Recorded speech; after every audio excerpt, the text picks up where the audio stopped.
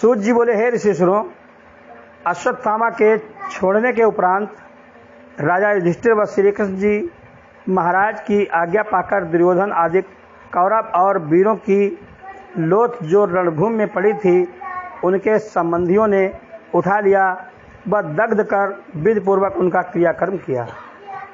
जब श्याम सुंदर व धृतराष्ट्र और पांचों भाई पांडव और कुंती और द्रौपदी व गांधारी आज स्नान करने वास्ते गंगा किनारे गए, तब जितनी स्त्रियां कौरवों व पांडवों के घराने में विधवा हो गई थीं, वो सब बड़े विलाप से अपने अपने पति का गुण कहकर रोने लगी। उसी समय राजा युधिष्ठिर, जो धर्म का अवतार थे, बड़े सोच में डूब गए और अपने ऊपर धिक्कार देकर कहने लगे कि हमारे ये पाप कभी नहीं छूटेंगे, वह किस तरह मेरा उद्धार होगा। मेरे महाभारत करने से हजारों स्त्रियां हमारे कुल व परिवार की विधवा होकर रोती और कल्पती हैं। इनके रोने और आंसू गिरने से जितनी रेणुका पृथ्वी की भीगेगी, उतने वर्ष तक मुझे नरकवास भोगना पड़ेगा। मेरे लड़ाई करने से द्रोणाचार्य गुरु और भीष्म पितामह हमारे दादा व कर्ण मेरा भाई, जिसके हाथ से हजारों ब्राह्मण नित्य दान व दक्षिणा पाते थे, व हजारों मनुष्य मेरे गोत्री व नातेदार मारे गए। मुझसे बड़ी चूक हुई जो मैंने महाभारत किया। ऐसा अधर्म का राज्य मुझे न करना चाहिए। इन बातों को सुनकर कृष्ण महाराज व वेद व्यास जी आदि ऋषिश्वर और ब्राह्मणों ने कई बार राजा युधिष्ठिर को समझाकर कहा कि इसी तरह सदा से पिछले राजा करते चले आए हैं। पृथ्वी और राजगद्दी लेने के वास्ते बेटा बाप को और भाई भाई को मार डालता है। जिस तरह वो लोग राजगद्दी पाकर अश्वमेध यज्ञ करके उन पापों से छूट गए हैं, उसी तरह तुम्हारा पाप भी अश्वमेध और राजसूय यज्ञ करने से छूट जाएगा। ये बात श्याम सुंदर के सुनकर राजा युधिष्ठिर बोले, हे ज्योतिष स्वरूप, आपका ये कहना केवल मन समझाने के वास्ते है। यज्ञ करने में भी तो पशु आदि अनेक जीव हमारे हाथ से मारे जाएंगे। जिस तरह कोई मनुष्य कीचड़ को कीचड़ से धोया चाहे तो नहीं छूटता, उसी तरह हमारे यज्ञ करने से इन विधवा स्त्रियों की कल्पना नहीं छूटेगी। कदाचित आप ये कहें कि पहले तुमने राज्य लेने के वास्ते इतना युद्ध किया, अब राज्य क्यों नहीं करते। सो मुझको समर करने की इच्छा न थी। न जाने उस समय किसने मेरी मति को फेर कर महाभारत कराया। अब मैं राज सिंहासन पर नहीं बैठूंगा। ये बात सुनकर मुरली मनोहर ने जाना कि हमारे समझाने से राजा युधिष्ठिर नहीं मानेंगे। जिस समय श्याम सुंदर इसी विचार में बैठे थे, उसी समय ब्राह्मण ऋषिश्वरों ने आकर श्री कृष्ण जी से कहा कि हे त्रिलोकीनाथ, राजा युधिष्ठिर का चित्त राज्य काज में न लगकर वो अभी इसी चिंता में रहते हैं कि हमने अपने भाई और नातेदार व ब्राह्मणों को मारा है। सो आप उनका बोध कर दीजिए। श्याम सुंदर बोले कि राजा मेरे समझाने से नहीं मानते। हमारी जान में ये उचित है कि उनको भीष्म पितामह के पास, जो रणभूमि में बाण सैया पर पड़े हुए हमारे दर्शनों की इच्छा रखते हैं, ले चलेंगे। तब वो राजा युधिष्ठिर को ज्ञान उपदेश करके धैर्य देवेंगे। ये बात कहकर श्याम सुंदर ने राजा को बुला के कहा कि हे धर्मराज, तुम्हारी अभी तक चिंता नहीं छूटी और ब्राह्मण लोग कहते हैं कि इस पाप के छुड़ाने के वास्ते अश्वमेध यज्ञ करना चाहिए। वह हमारे समझाने से तुम्हारा बोध नहीं होता, इसलिए तुम हमारे साथ भीष्म पितामह के पास चलो। वे बड़े बुद्धिमान हैं, जो वो आज्ञा देवें सो करो। राजा युधिष्ठिर ने ये बात मानकर अपने चारों भाई व द्रौपदी व ब्राह्मण व ऋषिश्वरों को रथ पर बैठा लिया। बस श्याम सुंदर के साथ जिस स्थान पर भीष्म पितामह रणभूमि में पड़े थे, ले गए। ब्राह्मण लोग दाहिने व पांडव बाएं व श्री कृष्ण जी भीष्म पितामह जी के सम्मुख बैठे। श्याम सुंदर ने इस वास्ते चरण के समीप बैठना अंगीकार किया कि भीष्म पितामह घायल पड़े हुए मेरे दर्शनों की इच्छा रखते हैं। मैं दूसरी ओर बैठूंगा तो उनको करवट लेने में बहुत कष्ट होगा। ये समाचार सुनकर नारद जी और भारद्वाज व परशुराम आदि बहुत से ऋषि व मुनि भीष्म पितामह से ज्ञान उपदेश ज्ञान सुनने के वास्ते वहां पर गए और भीष्म पितामह ने मानसी पूजन श्याम सुंदर का किया। बोल शंकर भगवान की जय। नवाध्याय भीष्म पितामह का राजा युधिष्ठिर को राजनीति धर्म समझाना, बाद द्रौपदी का बोध कराना। सूत जी ने शौनकादिक ऋषिश्वरों से कहा कि जब सब लोग वहां बैठ चुके तब श्री कृष्ण जी बोले, हे भीष्म पितामह, राजा युधिष्ठिर अपना मन राज्य काज में नहीं लगाकर कहते हैं कि हमने अपने भाई व बंधु व नातेदार और ब्राह्मणों को महाभारत में मारा है। जब तक इन सब पापों से हमारा उद्धार न होगा तब तक राज्य नहीं करेंगे। भीष्म पितामह ने ये वचन सुनते ही राजधर्म और आप धर्म और दान धर्म व मोक्ष धर्म, जिसका हाल शांति पर्व और अनुशासन पर्व महाभारत की पोथी में विस्तार पूर्वक लिखा है, राजा युधिष्ठिर से कहकर संक्षेप में ये ज्ञान बतलाया कि हे राजन, तुमको बाल्यावस्था से दुख प्राप्त हुआ, लड़कपन में तुम्हारे पिता मर गए, तब तुमको कुछ ज्ञान न था। कौरवों ने तुम्हारे जलाने का उपाय किया। भीमसेन तुम्हारे भाई के खाने के वास्ते विष का लड्डू बनाकर भेजा। फिर तुम्हारा सब राज्य व धन छल से जुआ में जीतकर 13 वर्ष का तुमको वनवास दिया। सो वन में तुमने अपने चारों भाई व द्रौपदी स्त्री समेत बहुत से दुख उठाए। कदाचित कहो कि सच्चे व धर्मात्मा मनुष्य को दुखी नहीं होता। फिर तुमको जो सत्यवादी व नीतिमान हो, किस वास्ते ये सब दुख पहुंचा। और कहते हैं कि बलवान मनुष्य को दुख व शोक नहीं प्राप्त होता। सो तुम पांचों भाइयों में अर्जुन व भीमसेन बड़े शूरवीर हैं, व द्रौपदी ऐसी पतिव्रता स्त्री तुम्हारे साथ थी। फिर इन्होंने किस वास्ते इतना दुख पाया। इसके सिवाय जहाँ श्री कृष्ण जी के नाम की चर्चा रहती है वहाँ दुख नहीं होता। सो श्री कृष्ण जी परम ब्रह्म का अवतार, आप दिन रात तुम्हारी सहायता करते थे।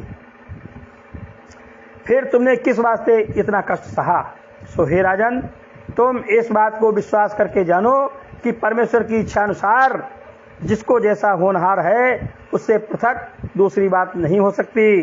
दुख व सुख पिछले जन्मों के संस्कार से भोगना पड़ता है और परमेश्वर की महिमा और भेद को कोई नहीं जानता।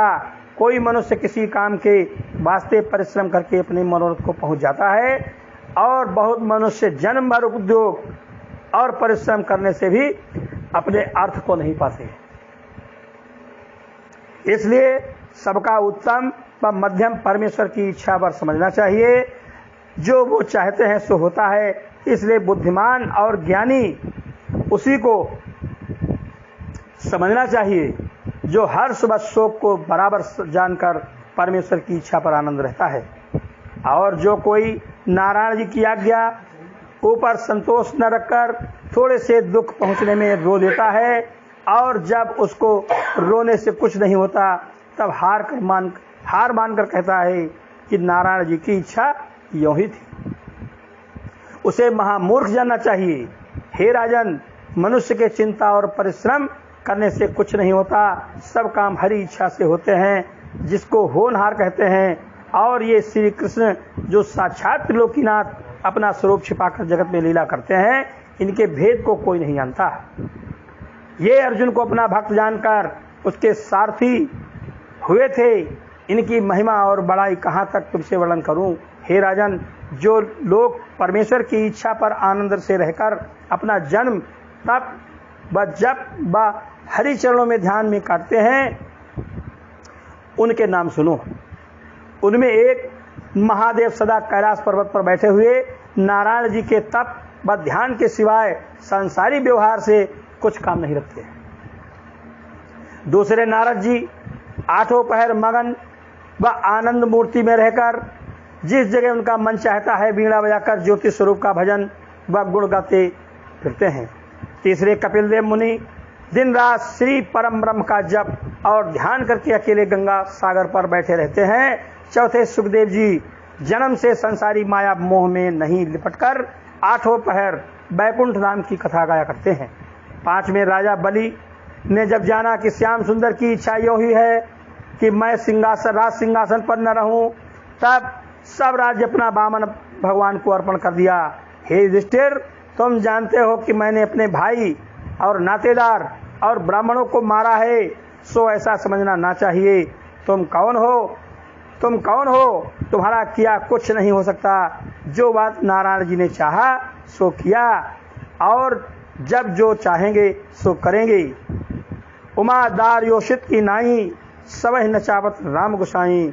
इसलिए तुम गोत्र हत्या की चिंता अपने मन से दूर करो, व भगवान की इच्छा इसी तरह समझो, और यज्ञ करके अपना पाप छुड़ाओ।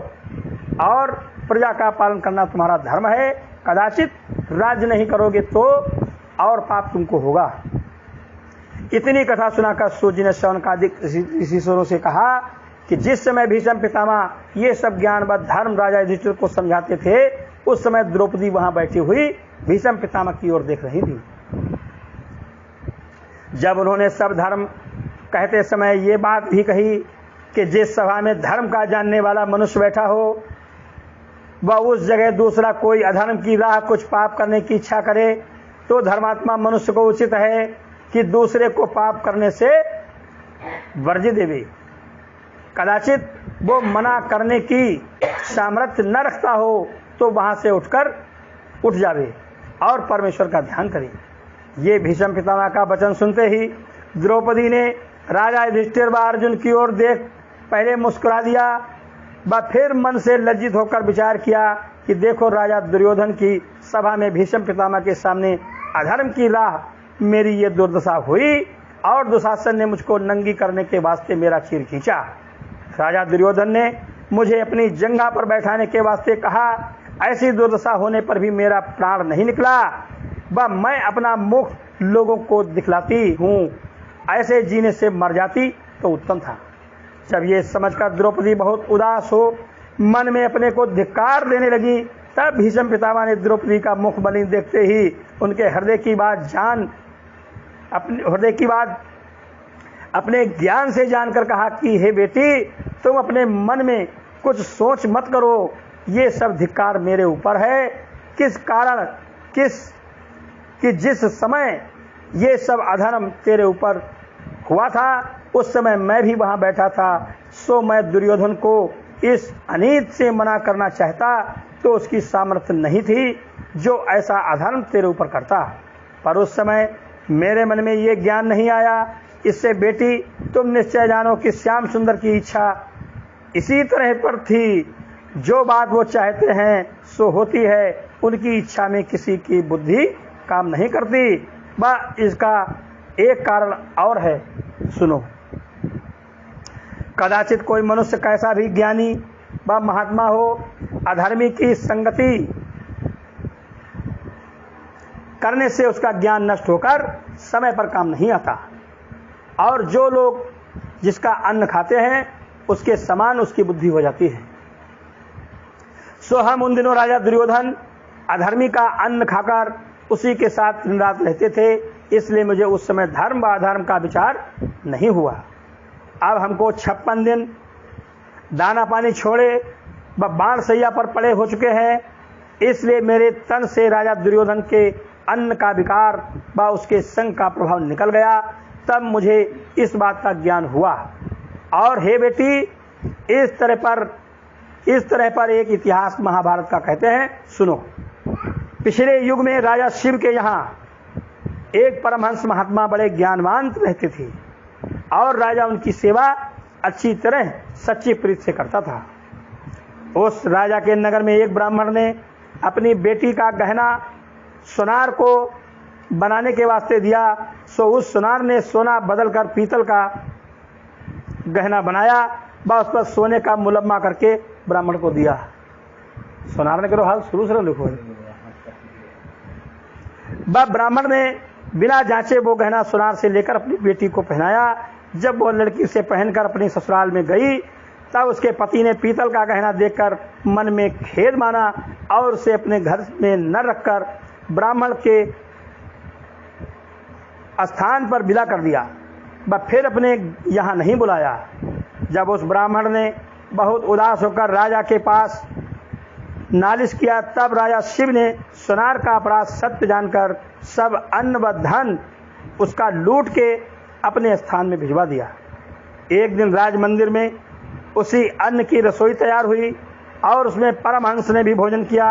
इसलिए अधर्मी सुनार का अन्न खाने से परमहंस ने ऐसा विचार किया कि कुछ वस्तु राजा की चोरी करें। उनको मनमाए के लोग राजा की चोरी करें। ये बात विचार कर परमहंस ने रानी का एक जड़ाऊ हार बहुत उत्तम महल के भीतर से कि उनको वहां जाने वास्ते मनाही थी नहीं थी, चुरा लिया। हार चुरा दिया और कपड़े में लपेट कर अपने पास रख लिया। बस 3 दिन तक परमहंस राज मंदिर पर नहीं गया। जब उपवास करने से सुनार का अन्न पेट में नहीं रहा, तब परमहंस को ऐसा ज्ञान उत्पन्न हुआ कि हमने हार चुराया है, इस पाप के बदले नरक भोगना पड़ेगा। इस वास्ते अपने अधर्म का दंड इसी तन में भोग लेना उचित है, जिसमें परलोक का डर न रहे। परमहंस ये बात विचार कर वो हार राजा के पास ले गया। वह अपनी चोरी करने का हाल कहकर बोला, हे पृथ्वीनाथ, इस पाप के बदले मेरे दोनों हाथ कटवा डालिए, जिसमें हम अपने अधर्म का दंड इसी जन्म में भोग लेंगे। ये वचन सुनते ही राजा ने उदास होकर पंडितों से पूछा, इसका क्या कारण है जो परमहंस का चित्त उस दिन ऐसा बदल गया कि इन्होंने हार चुराया और आज उस हार को मेरे पास लाकर ऐसी बात कहते हैं। ब्राह्मणों ने अपनी विद्या से विचार कर कहा, महाराज, जिस रोज परमहंस ने चोरी किया उस दिन किसी अधर्मी का अन्न खाया होगा। सो पूछने से राजा को मालूम हुआ कि उसी सुनार पापी का अन्न खाने से परमहंस की बुद्धि बदल गई। सो हे देवी द्रौपदी, एक दिन अधर्मी के अन्न खाने से परमहंस महात्मा का ऐसा ज्ञान जाता रहा कि उसने चोरी किया और मैं राजा दुर्योधन अधर्मी का सदा अन्न खाकर उसके साथ रहता था। मुझे उस समय इतना ज्ञान नहीं आया कि दुर्योधन को तेरे ऊपर अधर्म करने से मना करता तो कौन सी बड़ी बात थी। बोल शंकर भगवान की जय। 10वां अध्याय, भीष्म पितामह को श्री कृष्ण जी महाराज की स्तुति करना और श्याम सुंदर के ध्यान में लवलीन होकर अपना शरीर त्याग करना। सूत जी ने शौनकादिक ऋषिश्वरों से कहा कि भीष्म पितामह ने ये सब ज्ञान पांडवों और द्रौपदी आदि से कहकर चतुर्भुज रूप परमेश्वर का ध्यान करके अपने हृदय में रख लिया और श्री कृष्ण जी की तरफ देखकर बहुत स्तुति करके बोले, हे ज्योति स्वरूप परम ब्रह्म, आप केवल अपने भक्तों की इच्छा पूर्ण करने के वास्ते अवतार धारण करते हैं। जिस तरह आप दया की राह मेरे सामने बैठे हैं, उसी तरह कृपा करके बैठे रहो, जिसमें प्राण छोड़ते समय तुम्हारे चरणों का ध्यान मेरे हृदय में बना रहे। आप सबसे पहले थे, वह महाप्रलय में भी तुम्हारा नाश न होकर आपकी माया से उत्पत्ति व पालन व नाश तीनों लोगों का होता है। वह आप उत्पन्न होने व मरने से कुछ प्रयोजन न रखकर केवल पृथ्वी का भार उतारने व अधर्मी व दुष्टों को मारने के वास्ते अपनी इच्छा से अवतार लेते हैं।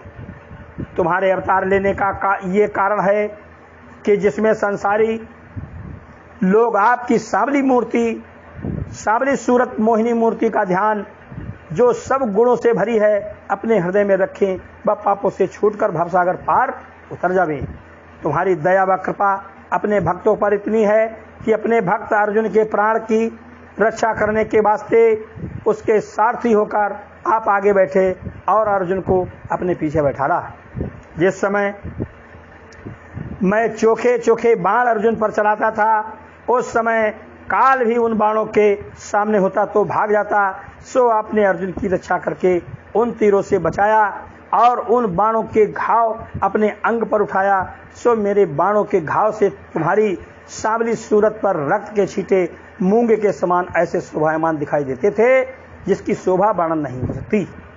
आप अर्जुन को इस वास्ते धैर्य देते जाते थे जिसमें उसका पराक्रम कम न हो, और आपके चंद्रमुख पर टेढ़े टेढ़े घूंघर वाले बाल कैसे सुंदर मालूम देते थे, जैसे काले काले भंवरे कमल के फूल का रस चूसते हैं।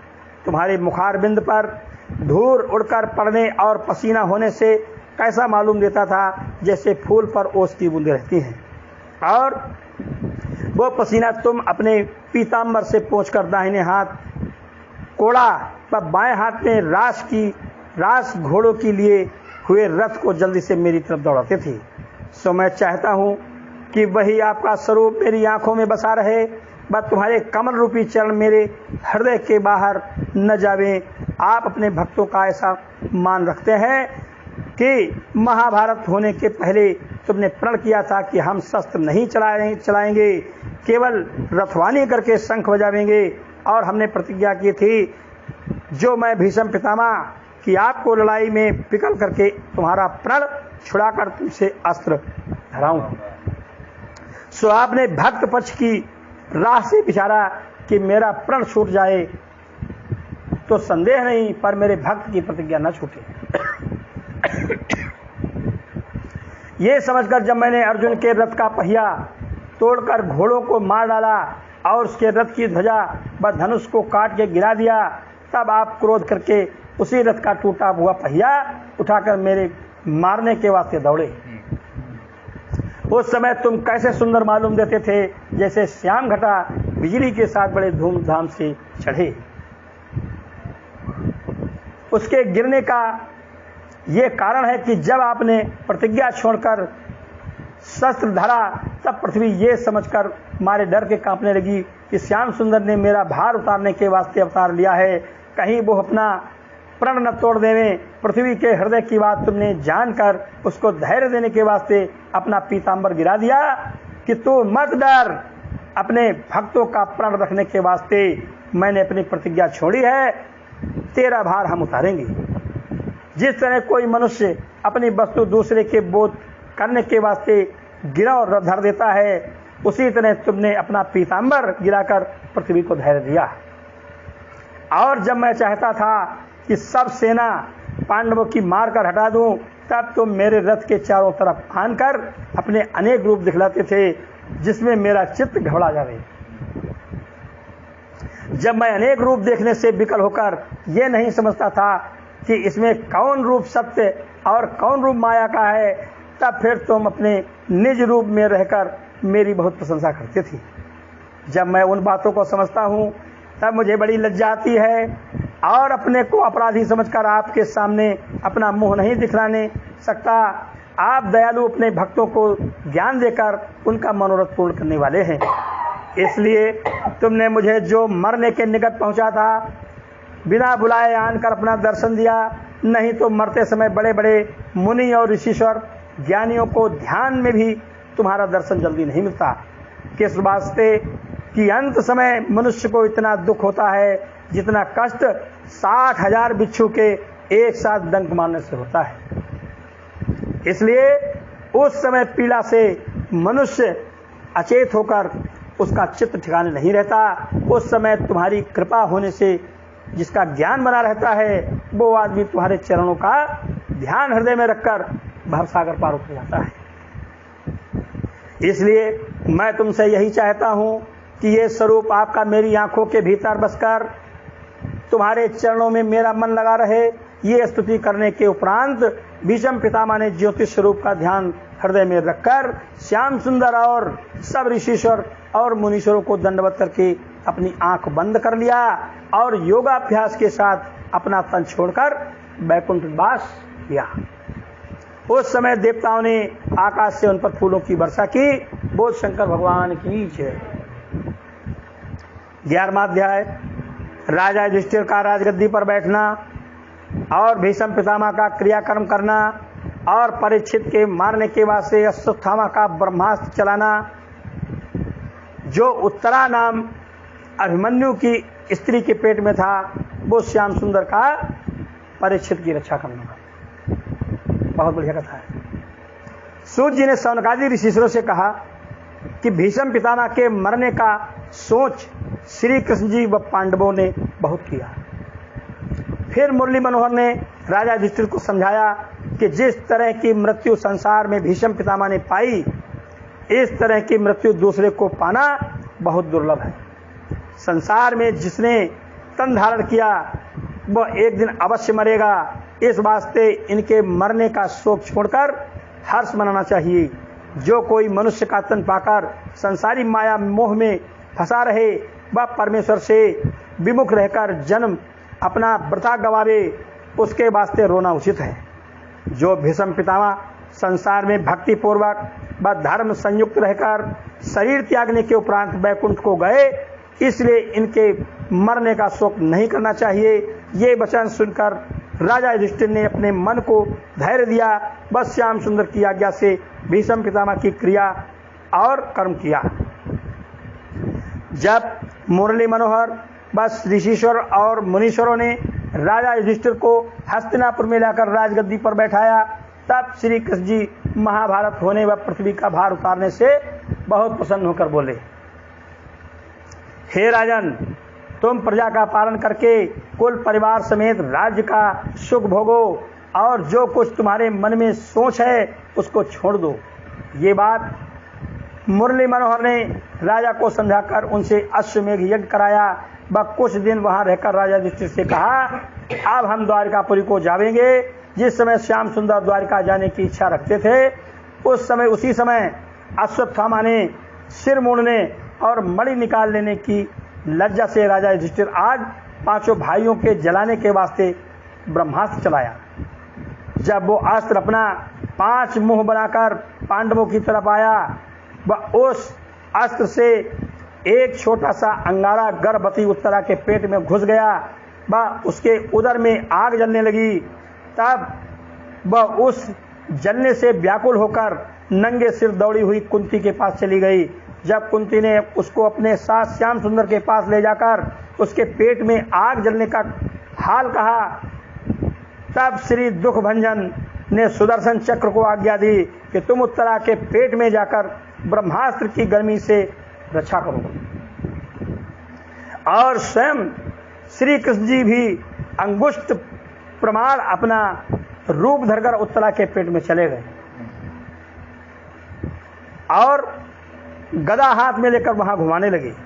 उस समय परीक्षित ने सांवरी सूरत मोहिनी मूर्ति का दर्शन पाने से चैतन्य होकर अपनी माता के पेट में उनको दूसरा बालक समझा। जब अश्वत्थामा का ब्रह्मास्त्र जो युधिष्ठिर आदि के जलाने के वास्ते 5 मुंह बनाकर गया था, श्याम सुंदर की भक्ति रखने व सुदर्शन चक्र से रक्षा करने से उन 5 भाइयों को जलाने की सामर्थ्य न रखकर फिर आया। तब अश्वत्थामा ने उस अग्नि को मंत्र के बल से बुझा दिया। पर राजा विराट की बेटी उत्तरा अपनी जात के अभिमान से गुरुमुख भी न होकर हरि चरणों में अच्छी तरह विश्वास व प्रेम नहीं रखती थी, इसलिए ब्रह्मास्त्र का एक अंगारा उसके पेट में चला गया था। सो कुंती के कहने से श्याम सुंदर ने उसकी भी रक्षा किया। जब वैकुंठनाथ द्वारिका जाने लगे, तब कुंती व द्रौपदी व राजा युधिष्ठिर व अर्जुन, भीमसेन व नकुल सहदेव ने उनके सामने हाथ जोड़कर कहा, हे दीनानाथ, तुम्हारे जाने से हम लोगों को बड़ा दुख मालूम होता है। अब हमारी रक्षा यहाँ कौन करेगा? जितना सुख हमको तुम्हारे चरणों के दर्शन पाने से मिलता था, उतना आनंद इस राजगद्दी मिलने से नहीं है। तुम्हारे चरण देखे बिना हम लोगों को धैर्य किस तरह होगा? और कुंती हाथ जोड़कर बोली, हे महाप्रभु, अब तक मैं तुमको अपने भाई का बेटा समझकर तुम्हारी महिमा नहीं जानती थी। अब मुझे विश्वास हुआ कि आप परम ब्रह्म परमेश्वर का अवतार होकर संसारी जीवों की उत्पत्ति व पालन व नाश करते हैं, और मेरे बेटों ने महाभारत में तुम्हारी कृपा से विजय पाया है। और आप सब ऋषिश्वर और मुनि अपने भक्तों को दर्शन देने और भवसागर पार उतारने और धर्म की रक्षा करने के वास्ते सगुण रूप धरते हैं। नहीं तो तुमको क्या प्रयोजन था, जो सब जीवों के मालिक होकर मत्स्य और शुक्रादि का अवतार लेते? तुमने वसुदेव देवकी के घर जन्म लेकर उनको एक बेर कैद से छुड़ाया। मुझे और मेरे बेटों पर जब जब कष्ट पड़ा तब तब तुमने दया की राह आनकर हम लोगों का दुख दूर किया। अब मैं ऐसा जानती हूँ कि तुम हम लोगों को राज्य देकर जाते हो, इसलिए हमारी शुद्ध भूल जाओगे। सो मुझे राज्य की इच्छा न होकर फिर उसी तरह विपत्ति व वनवास चाहिए जिसमें तुम्हारा दर्शन सदा होता था। ये सुख व राज्य किस काम का है जहाँ तुम्हारा दर्शन न मिले?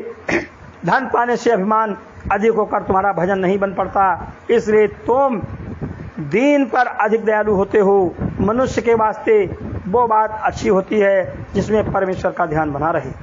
राज्य व द्रव्य पाने से मनुष्य संसारी सुखों में भूलकर परमेश्वर का प्रेम छोड़ देता है और आप सबके मालिक और ईश्वर होकर किसी का डर नहीं रखते।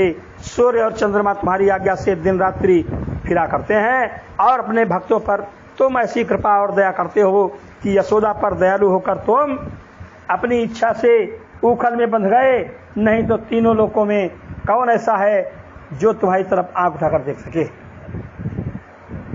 जहां कालादिक तुमसे डरकर कांपते हैं, वहां तुम यशोदा की छड़ी से डरते थे। ये सब लीला अपने अपने भक्तों को सुख देने के वास्ते संसार में किया है। अब मैं ये चाहती हूँ कि बेटा व भाई आज सब परिवार की प्रीत मेरे मन से छूटकर आठों पहर तुम्हारे चरणों का ध्यान हृदय में बना रहे, जिसके प्रभाव से भवसागर पार उतर जाऊं। जब ये बात कहकर कुंती श्याम सुंदर के जाने का सोच करके अति विलाप से रोने लगी, तब मुरली मनोहर अपनी माया फैलाने के उपरांत मुस्कुराकर बोले, हम तुमको नहीं भुलावेंगे, तुम हमारी माता की जगह हो। हमको द्वारिका से आए बहुत दिन हुए, अब वहां जाकर सब किसी को देखेंगे। सात्विकी व उद्धव हमारे साथ ही चलने के वास्ते जल्दी करते हैं। ये वचन सुन के राजा युधिष्ठिर ने अर्जुन से कहा, हे भाई, तुम अपनी सेना व शूरवीर साथ लेकर श्याम सुंदर को बड़े यत्न से द्वारिका में पहुंचा दो। किस वास्ते? मेरे शत्रु बहुत हैं और महाभारत की लड़ाई में मुरली मनोहर हमारे सहायक थे।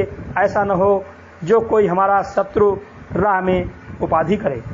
जब अर्जुन राजा युधिष्ठिर की आज्ञा पाकर श्री कृष्ण जी के साथ द्वारिका जाने के वास्ते तैयार हुए और श्याम सुंदर सब किसी से विदा होकर रथ पर बैठकर चले, तब राजा युधिष्ठिर आज सब हस्तिनापुर वासी त्रिभुवनपति के स्नेह में विलाप करते हुए उनके पीछे दौड़े। वह वहां की सब स्त्रियां रुदन करके आपस में कहने लगी कि देखो देखो, धन्य भाग्य ब्रज की अहिरनियों के हैं जो श्याम सुंदर त्रिभुवनपति के साथ रासलीला करके अपना जन्म सफल करती थी।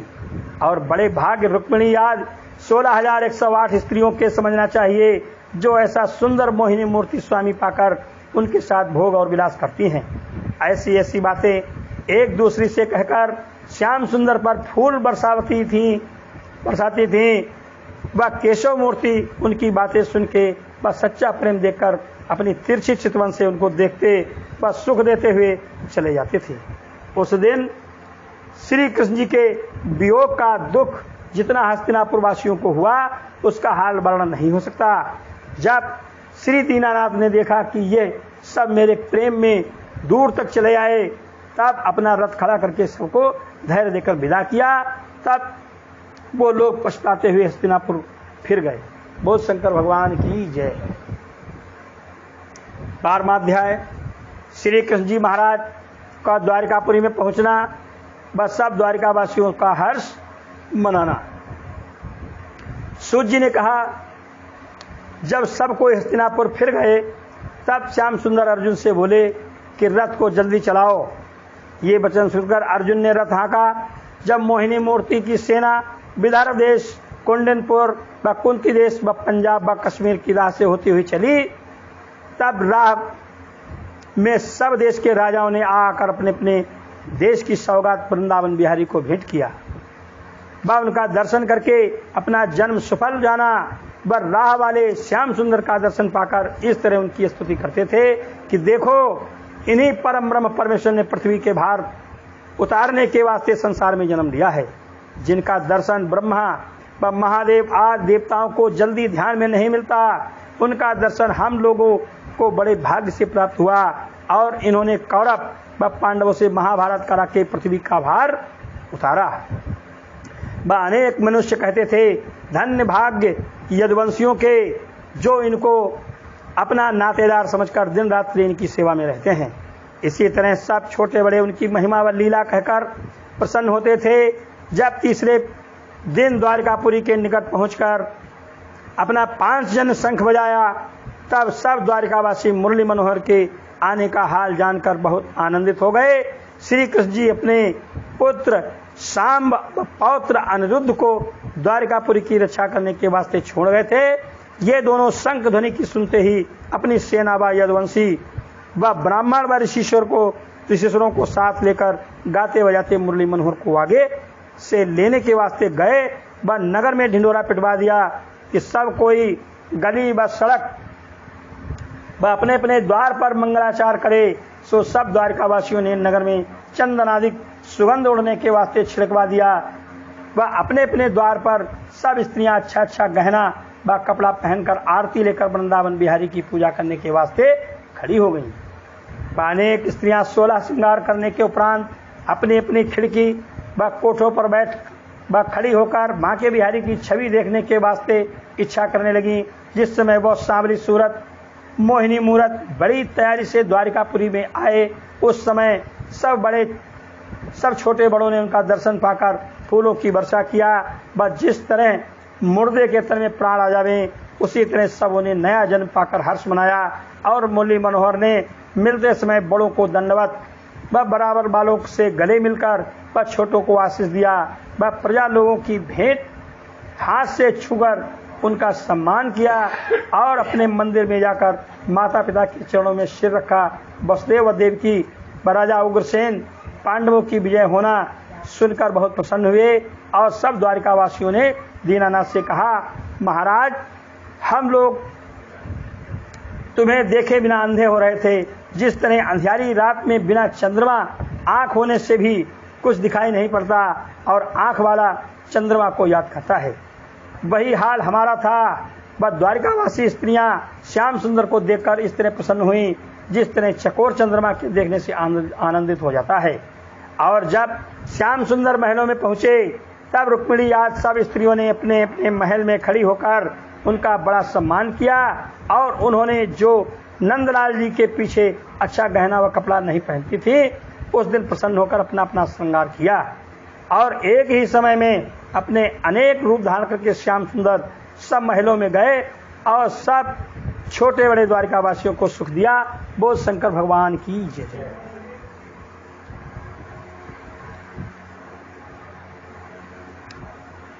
13वां अध्याय परीक्षित का जन्म लेना और राजा युधिष्ठिर का हर्ष मनाना व धृतराष्ट्र और गांधारी का जंगल में जाना व मांडव्य ऋषिश्वर की कथा। सूत जी ने कहा, है ऋषिश्वरों, दूसरे शास्त्र व पुराण सुनने से बहुत दिन में परमेश्वर की भक्ति उत्पन्न होती है और जब भागवत की कथा सुनने की कोई इच्छा करे, उसी समय उसके पापों के 3 टुकड़े होकर एक भाग सुनने की इच्छा करते, व दूसरा जाते समय व तीसरा श्रवण करने से छूट जाता है। व दूसरे धर्म यज्ञ व्रतादि संपूर्ण होने से उसके फल मिलते हैं और भागवत जितना सुने उतना फल पावे। सो राजा युधिष्ठिर को हस्तिनापुर की राजगद्दी पर भी श्याम सुंदर के दर्शन पाए बिना कुछ अच्छा नहीं लगता था।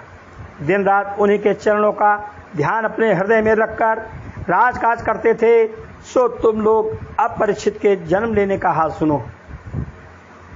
अब परीक्षित को जन्म हुए।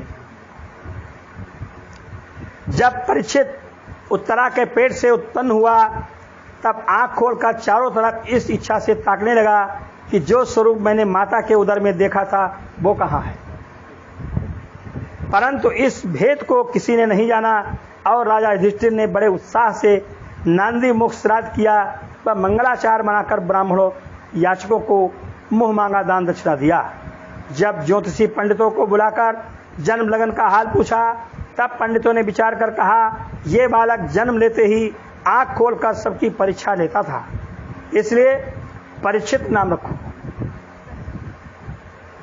ये लड़का बड़ा प्रतापी व बलवान और नीतिमान और धर्मात्मा राजा होगा।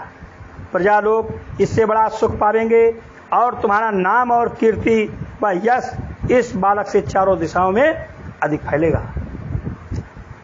वह बुद्धि में बृहस्पति व धैर्य में हिमांचल और गंभीरता में समुद्र, शूरता में परशुराम व दाता में महादेव और सुख विलास करने में इंद्र व सत्य बोलने वालों में तुम्हारे समान ये लड़का होकर राज ऋषियों में इसकी गिनती होगी। वह अधर्मी व पापी व कलयुग को दंड देकर प्रजा का पुत्र की तरह पालन करेगा। वह अंत समय में जब ऋषिश्वर का एक बालक इसे श्राप देगा, तब तक्षक सर्प के काटने से इस बालक की मृत्यु गंगा के किनारे होगी। लेकिन तो सब बताइए ना। ये बात सुनकर राजा ने उदास होकर ज्योतिषियों से पूछा, तुम सत्य बतलाओ, किसी ब्राह्मण के क्रोध से तो नहीं मरेगा?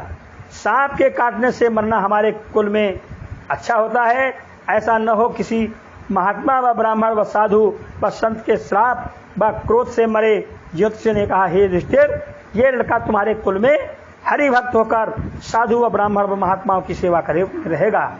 वह मरते समय श्याम सुंदर के चरणों का ध्यान हृदय में रखकर तन त्याग करेगा। ऐसा प्रतापी व परमेश्वर का भक्त आज तक तुम्हारे कुल में दूसरा कोई नहीं हुआ है। तुमको विपत्ति पड़ने से परमेश्वर की भक्ति हुई थी और इसको लड़प्पन से हरि चरणों में भक्ति व प्रीति रहेगी। ये बात सुनते ही युधिष्ठिर आदि बहुत प्रसन्न हुए। बाद ज्योतिषियों को दक्षिणा देकर विदा किया और आपस में उन्होंने कहा कि पांच भाइयों में परमेश्वर ने ये भाग्यवान लड़का दिया है, इससे हमारा नाम संसार में स्थिर रहेगा। ये बात समझकर सब छोटे बड़े आनंदित हुए। व राजा युधिष्ठिर राजगद्दी और प्रजापालन का काम अच्छी तरह नीति और धर्म के साथ करने लगे, पर मन में संसारी माया मोह से वह विरक्त रहकर दिन रात यही इच्छा रखते थे कि परीक्षित सयाना हो जावे तो उसको राजगद्दी पर बैठाकर वन में चले जाएं और परमेश्वर का भजन व स्मरण करके अपना परलोक बनावे। वह अपने चाचा धृतराष्ट्र व चाची गांधारी को, जिनके पुत्र महाभारत में मारे गए थे, आदर पूर्वक रखकर उनकी आज्ञा अनुसार राजकाज करते थे। वह उन्हें दिन रात्रि इस बात का ध्यान बना रहता था कि किसी तरह धृतराष्ट्र और गांधारी को दुख न होवे। दुख पाने से उनको दुर्योधन आज अपने पुत्रों के मारे जाने का बड़ा सोच होगा।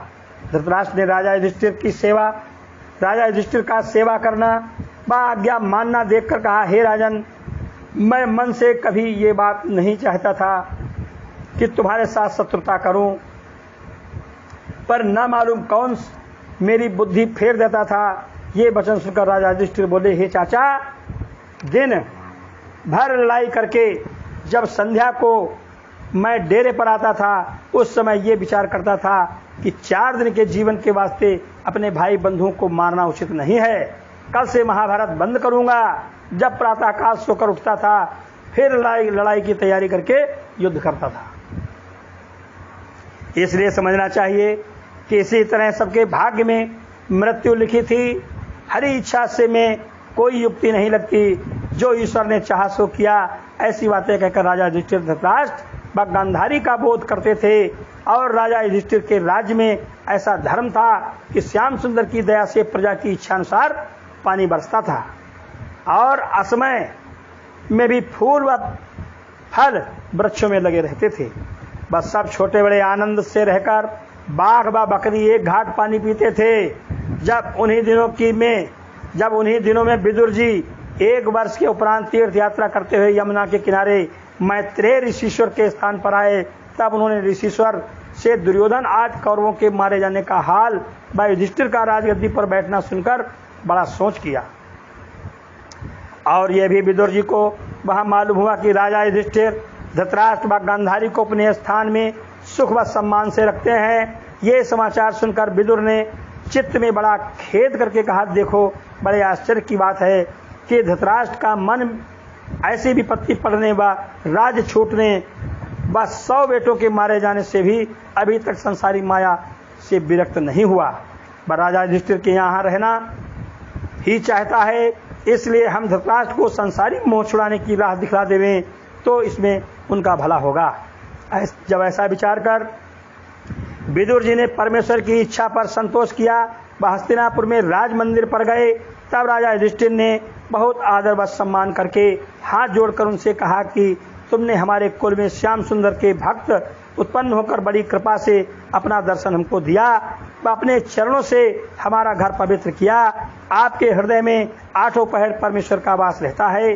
हे विदुर जी, तुमने हम पांचों भाइयों को लड़कों के समान पालन करके बड़े दुख में हमारी सहायता किया है। जिस समय दुर्योधन आज कौरवों ने हम लोगों को लौह के कोट में रखना चाहा था, कि जलाकर मार डालें, उस समय तुमने दया करके पहले से वहाँ पर सुरंग खुदवाकर हमारा प्राण बचाया। बहुत अच्छा हुआ जो आप आए। कहिए कौन कौन तीर्थों पर गए थे? प्रभास क्षेत्र में भी गए हो तो कुछ हाल श्याम सुंदर का बतलाओ। मुझको राज्य देकर जब से गए हैं तब से उनका कुछ समाचार नहीं पाया। विदुर जी ने दूसरे तीर्थों का हाल वर्णन किया, पर सब यदुवंशियों के मारे जाने, बस श्री कृष्ण जी के अंतर्ध्यान होने का समाचार इसलिए नहीं कहा कि अर्जुन आकर सब हाल कहेगा। कदाचित मैं कहता हूँ तो राजा युधिष्ठिर को बड़ा दुख होगा। अच्छे लोग ये कह रहे हैं कि ऐसी बात किसी के सामने न कहना चाहिए जिसके सुनने से उसका मन दुखित हो। जब महल में स्त्रियों ने विदुर के आने का हाल सुना, तब द्रौपदी आदि ने विदुर को परमेश्वर का भक्त जानकर दंडवत किया। बस सब हस्तिनापुरवासी उनके आने से प्रसन्न हो गए।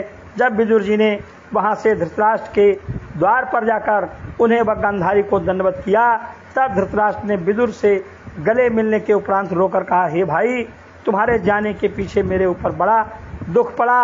वह हमारे सब बेटे मारे जाकर राजगद्दी नष्ट हुई। ये बात सुनकर विदुर जी बोले, हे भाई, मुरली मनोहर की इच्छा इसी तरह पर थी। उन्होंने पृथ्वी का भार उतारने के वास्ते अवतार धारण किया था। अब कहो राजा युधिष्ठिर, तुम्हारे प्रेत व खाने पहनने का सत्कार किस तरह पर करते हैं? धृतराष्ट्र ने कहा, राजा युधिष्ठिर मुझसे बड़ा प्रेम रखकर हमें अपने बाप और गांधारी को माता की जगह जानते हैं। अर्जुन भी हमारा बहुत आदर करता है, पर भीमसेन राजा युधिष्ठिर के पीछे मुझे दुर्वचन सुनाकर ये कहता है कि जब दुर्योधन तुम्हारा बेटा राजगद्दी पर वर्तमान था, तब तुमने विष मिलाकर लड्डू मेरे खाने को भेजा। वह पांचों भाइयों को लौह के कोट में रखकर हमारे जलाने के वास्ते अग्नि लगवा दिया। अब तुम अपना पालन हमसे चाहते हो। तुम्हारे बराबर दूसरा कोई पापी और अधर्मी जगत में न होगा। ये वचन भीमसेन का मुझसे सहा नहीं जाता। और ये बातें कहकर फिर मुझे धमकी देता है कि राजा युधिष्ठिर से मेरी चुगली खाओगे तो खाने बिना तुमको मार डालूंगा। ये हाल सुनकर विदुर जी ने बड़ा खेद करके मन में कहा कि देखो, परमेश्वर की माया ऐसी प्रबल है कि इतनी दुर्दशा होने पर भी धृतराष्ट्र व गांधारी घर नहीं छोड़ते। जिस तरह लालची मनुष्य पुराने कपड़ों को त्याग नहीं करता और वो चिथड़ा उसके पास सदा नहीं रहकर एक दिन नष्ट हो जाता है, उसी तरह ये तन इनका सदा स्थिर नहीं रहेगा। बुढ़ापा होने पर भी इनको अपने तन की प्रीत नहीं छूटती। इसलिए इनको ज्ञान सिखलाकर संसारी माया से विरक्त कर देना चाहिए, जिसमें इनकी मुक्ति हो। ये बात विचार कर विदुर जी ने धृतराष्ट्र से कहा, सुनो भाई, ये बात भीमसेन की सत्य जानकर अब तुमको राजा युधिष्ठिर के घर पर किसी तरह रहना उचित नहीं है। तुमने अपने राज्य भोगने के समय अधर्म से कैसा कैसा दुख भीमसेन को दिया था। बस दुर्योधन तुम्हारे बेटा ने मध्य सभा में द्रौपदी को चीर खिंचवाकर नंगी करना चाहा। भीमसेन को विष देकर पांचों भाई पांडवों को लौह के कोट में रखकर आग लगवा दिया। उनका सब राज्य और धन छल से जुए में जीतकर 13 वर्ष वनवास दिया। ये बात तुमको याद होगी। अब तुम उन्हीं के हाथ से इस शरीर को, जो सदा स्थिर नहीं रहेगा, पालते हो। तुम्हारा जीवन संतान व संसारी माया मोह में बीता। अब तुम बूढ़े हुए और तुम्हारे सब पुत्र मारे गए। इस पर तुम राजा युधिष्ठिर के घर में रहकर कहते हो कि राजा हमको अच्छी तरह रखते हैं। इतना दुख उठाने पर भी तुम्हारा मन विरक्त नहीं होता। हे भाई, हमने सुना था कि परमेश्वर की माया बड़ी प्रबल है, सो तुमको अपनी आंख से देखा कि सब बेटे व पोते तुम्हारे मारे गए, राजगद्दी जाती रही, तुम भी मरने के निकट पहुंचे। और जिस भीमसेन ने तुम्हारे बेटों को मारा, उसी के हाथ से रोटी लेकर खाते हो। तुमको लज्जा नहीं आती? तुम्हारे ऐसे खाने और जीने पर धिक्कार है। जिस तरह कुत्ता लाठी मारने से भागता है और रोटी का टुकड़ा देने से फिर उसको खा लेता है, वैसी ही गति तुम्हारी भी है। हे भाई, बुढ़ापा आने पर भी तुमको अपने जीने की आशा बनी है, तुम्हारा मन संसार से विरक्त नहीं होता, तुम सदा अमर न रहोगे, इसलिए तुमको यहाँ से उत्तराखंड में चलना उचित है। वहाँ हरि चरणों में ध्यान लगाकर अपना शरीर त्याग करो, जिसमें तुम्हारी मुक्ति बने। संसार में तुम्हारी ये गति हुई, अब अपने परलोक को भी क्यों बिगाड़ते हो। ये वचन सुनकर धृतराष्ट्र ने कहा, हे भाई, तुम सत्य कहते हो, हमारे मन में भी इसी बात की इच्छा है, पर हम स्त्री पुरुष दोनों मनुष्य आंखों से अंधे लाचार हैं, किस तरह उत्तराखंड को जावें। तब विदुर जी बोले, तुम दोनों मनुष्यों को हम अपना हाथ पकड़ाकर अच्छी तरह ले चलेंगे। तुम हमारे बड़े भाई हो, तुम्हारी सेवा करना हमको उचित है। जब तक तुम जियोगे तब तक मैं साथ रहकर तुम्हारी टहल अच्छी तरह करूँगा। धृतराष्ट्र और गांधारी विदुर का ये वचन मानकर दोनों मनुष्य आधी रात को विदुर जी के साथ राजा युधिष्ठिर से बिना कहे उत्तराखंड को हरिद्वार की तरफ चले गए। आगे आगे विदुर जी धृतराष्ट्र का हाथ पकड़े और गांधारी अपने पति का हाथ धरे हुए चली गई।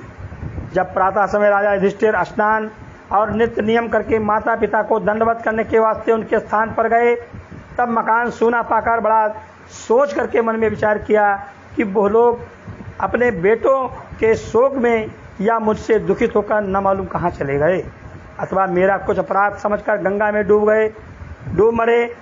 राजा युधिष्ठिर ये बात कहकर रोने लगे। फिर उन्होंने संजय से पूछा कि हमारे माता पिता आंखों के अंधे, जिन्होंने मुझे बड़े प्रेम से पाला था, कहाँ चले गए? तुम उनका कुछ हाल जानते हो? संजय ने कहा, मैं ये नहीं जानता कि वो कहाँ गए, पर विदुर जी उनसे कुछ बातें करते थे, उन्हीं के साथ वो गए हैं। ये बात सुनकर राजा युधिष्ठिर राज सिंहासन पर आके बड़ी उदासी में बैठे थे। उसी समय नारद जी वहाँ पर आए। राजा ने उनको दंडवत करके बड़े आदर से बैठाल कर पूछा, महाराज, हमारे माता व पिता न जाने कहाँ चले गए, कोई वन का पशु उनको खा जाएगा या कहीं कुएं में गिरकर मर जाएंगे, उनका कुछ हाल आपको मालूम हो तो बता दीजिए, हम जाकर प्रार्थना करके उनको फेर लावेंगे। वो खाने पीने का दुख पाते होंगे, आपने बड़ी कृपा की जो इस महाकष्ट में हमारे पास आई। नारद मुनि ये बात सुनकर बोले, हे राजन, ये माया रूपी संसार झूठा है। जगत में जो उत्पन्न हुआ वो एक दिन अवश्य मरेगा, इसी वास्ते परमेश्वर ने इसका नाम मृतलोक रखा है। तुम धृतराष्ट्र व गांधारी के जाने का वृथा सोच करते हो।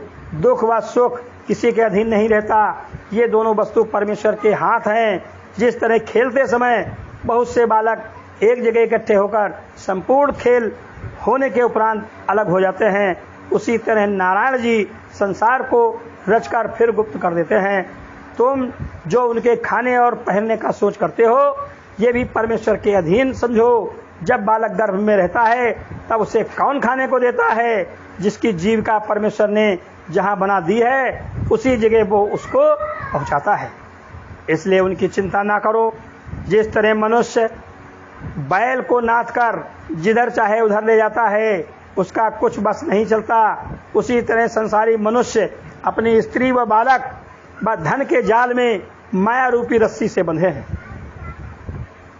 जिसके ऊपर परमेश्वर दया करके किसी संत व महात्मा से भेंट करा देवे, तब वह मनुष्य ज्ञान सीखकर इस माया रूपी फंदे से छूटकर मुक्ति पदवी पर पहुंचता है। सो हे राजन, तुम धृतराष्ट्र व गांधारी के वास्ते कुछ चिंता मत करो। वो दोनों विदुर जी के ज्ञान सिखलाने से विरक्त होकर उनके साथ हिमाचल पहाड़ के दक्षिण सप्त ऋषिश्वरों के स्थान पर चले गए हैं। वहां जाकर हरि चरणों का ध्यान करके आज के 7वें दिन अपना तन त्याग करेंगे। अब उन्होंने संसारी माया तजकर अपने शरीर का भी मोह छोड़ दिया। इस समय तुमको उनका फेर लाना उचित नहीं है। सोच उसके वास्ते करना चाहिए जो हरि भक्त से विमुख हैं, और जो मनुष्य संसारी जाल से छूटकर परमेश्वर का ध्यान करे उसका सोच करना बढ़ता है। इसलिए तुम कुछ चिंता न करके परमेश्वर को सबका मालिक समझो। ये बात कहकर नारद जी वहां से चले गए और राजा युधिष्ठिर को धृतराष्ट्र व गांधारी के जाने का सोच छूट गया। नारद मुनि के उपदेश से संसारी व्यवहार झूठा मालूम हुआ। इतनी कथा सुनकर ऋषिश्वरों ने सूत जी से पूछा कि विदुर जी को धर्मराज का अवतार कहते हैं, उनकी कथा किस तरह है, कहिए। सूत जी ने कहा, हम विदुर का थोड़ा सा हाल कहते हैं, सुनो। मांडव्य ऋषिश्वर को झूठी चोरी लगाकर किसी राजा ने फांसी दिलवा दी। जब ऋषिश्वर को धर्मराज के पास ले गए तब ऋषिश्वर ने धर्मराज से कहा कि हमने अपनी जानकारी में आज तक कोई बुरा काम चोरी याद नहीं किया था, कौन पाप करने के बदले हमको फांसी दी गई, इसका हाल कहो। धर्मराज बोले, तुमने लड़प्पन में एक टीडी को कांटे की नोक पर उठाकर मार डाला था, उसी पाप के बदले तुमने फांसी पाई है। ये बात सुनकर ऋषिश्वर बोले, हे धर्मराज, लड़प्पन में पाप व पुण्य का ज्ञान नहीं होता, अज्ञानता से बहुत अधर्म होता है, उस पाप का दंड न देना चाहिए। तुमने मुझे बिना अपराध फांसी दिलवा दी, इस वास्ते हम परमेश्वर से चाहते हैं कि तुम दासी पुत्र होकर 100 वर्ष तक मृत्युलोक में रहो। उसी श्राप से धर्मराज दासी पुत्र होकर 100 वर्ष संसार में रहे। धर्मराज जब तक विदुर के अवतार में जगत में थे तब तक सूर्य देवता ने धर्मराज का काम किया था। इसी कारण विदुर को परमेश्वर की भक्ति बनी थी। बोल शंकर भगवान की जय।